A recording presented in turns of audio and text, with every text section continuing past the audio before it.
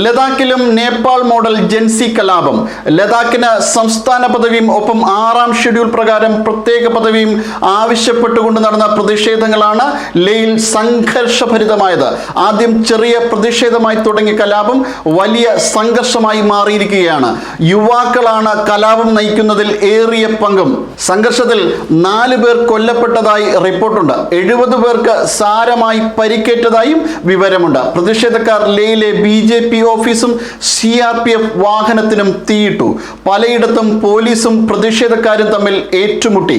പരിസ്ഥിതി പ്രവർത്തകൻ സോനം വാങ്ചുക്കിന് ഐക്യദാർഢ്യം പ്രഖ്യാപിച്ച് നടന്ന പ്രതിഷേധമാണ് സംഘർഷത്തിലേക്കും ഏറ്റുമുട്ടലിലേക്കും നയിച്ചത്. പ്രതിഷേധം ശക്തമായതിനെ തുടർന്ന് ലഡാക്കിൽ നിരോധനാജ്ഞ പ്രഖ്യാപിച്ചിട്ടുണ്ട്.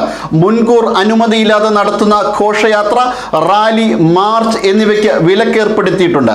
5ൽ കൂടുതൽ ആളുകൾ കൂട്ടം കൂടി നിൽക്കുന്നതിനും വിലക്കുണ്ട്.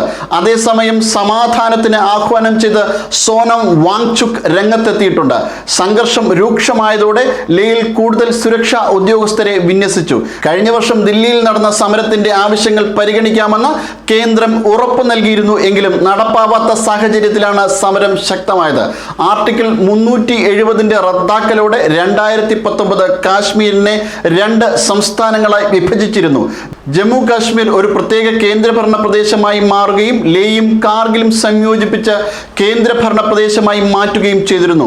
ഇവിടം പൂർണ്ണ സംസ്ഥാനമാക്കണമെന്നാണ് പ്രതിഷേധക്കാരുടെ ആവശ്യം. നേരിന്റെ വാർത്തകൾ നിങ്ങളുടെ വിരൽത്തുമ്പിലെത്താനായി സാഗ് ന്യൂസ് ചാനൽ സബ്സ്ക്രൈബ് ചെയ്തും ഷെയർ ചെയ്തും ഒരു ശരിയായ മാധ്യമ നിലപാടിനൊപ്പം നിൽക്കാൻ ഞങ്ങൾ നിങ്ങളെ ക്ഷണിക്കുന്നു.